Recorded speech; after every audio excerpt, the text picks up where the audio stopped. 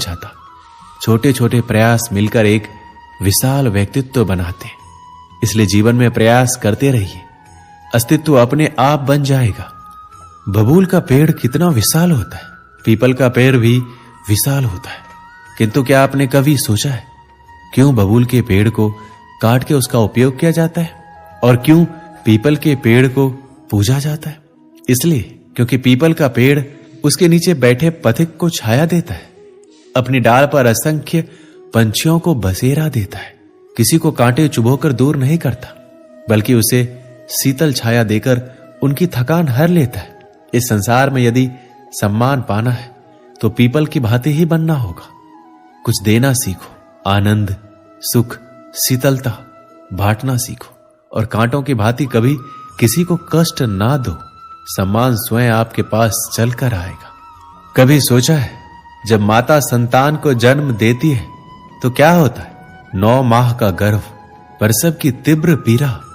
कहते हैं ये पीड़ा इतनी भयंकर होती है कि मानो जैसे संतान के जन्म के साथ माता को भी एक नया जन्म मिल जाता है और इस जन्म के साथ अंत होता है माता की पीड़ा का।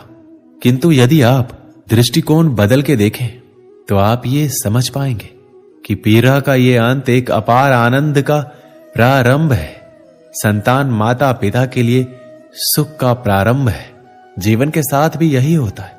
हम किसी किसी संबंध या किसी स्थिति के पीड़ादायक अंत के कारण इतना विचलित हो जाते हैं कि उस आनंदमयी प्रारंभ को देख ही नहीं पाते।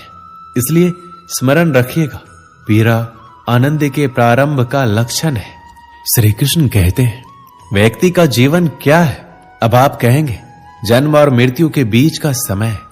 और मृत्यु कब होती है? जब व्यक्ति सांस लेना छोड़ दे, हाथ पांव चलाना छोड़ दे, सोचना छोड़ दे। ऐसा नहीं है। जल की मृत्यु तब नहीं होती जब वो सूख जाती है। जल की मृत्यु तब होती है जब वो प्यास बुझाना बंद कर देती है। सूर्य की मृत्यु तब नहीं होती जब उस पर ग्रहण लग जाए या जब सूर्यास्त हो जाए। सूर्य की मृत्यु तब होती है जब वो भविष्य में संसार के जीवों को प्रकाश की आशा देना छोड़ दे। उसी प्रकार मनुष्य का अंत, उसकी मृत्यु तब होती है जब उसके भीतर की करुणा का अंत हो जाए।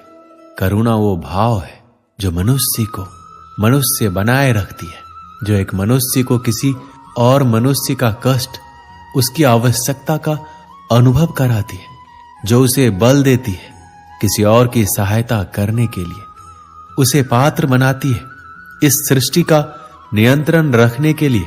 देखिए, इस संसार में मृत्यु केवल एक बार होती है, तो इस करुणा को क्यों मारना? स्वयं को मनुष्य बनाए रखिए, मृत्यु के पश्चात भी जीवित रहेंगे। इस संसार में सबसे कठिन कार्य क्या है? कोई कहेगा पर्वत पर चढ़ना, कोई कहेगा तैरना, कोई कहेगा उड़ना। किंतु क्या ये वास्तव में कठिन है?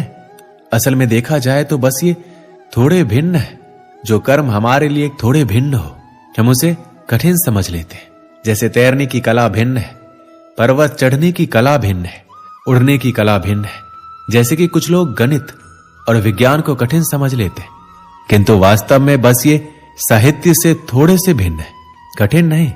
देखिए, संसार में कठिन कुछ भी नहीं है, बस एक दूसरे से भिन्न है। जैसे कुछ लोग हो, कभी कभी हमें समझ नहीं आता क्योंकि हमारे सोच और विचारधारा से वो भिन्न है, किंतु ये समझ लिया जाए कि वो कठिन नहीं है, बस थोड़े भिन्न है, तो अनेकों संबंधों को बचाया जा सकता है। ये संसार बहुत ही बड़ा है और हम उसके सामने बहुत ही छोटे हैं। इस संसार में लाखों लोग ऐसे मिल जाते हैं जो हमें समझते हैं कि संसार कितना बड़ा है, कितना अद्भुत है, कितना सुंदर है, और इस संसार की रचना करके ईश्वर ने कितना बड़ा कर्म किया है। किंतु आपको इस जीवन में कुछ मुट्ठी भरी लोग मिलेंगे जो ये बताएंगे कि इस संसार में आप कितने महत्वपूर्ण हैं, आप कितने अद्भुत हो। यदि आप उनके साथ हो तो वो कितना अच्छा सृजन कर सकते हैं इस संसार को और कितना पवित्र बना सकते हैं। तो इस संसार को पीछे छोड़िए और उन मुट्ठी भर लोगों को महत्व दीजिए, क्योंकि वही आपके अपने हैं और वही आपको उचित मार्ग पर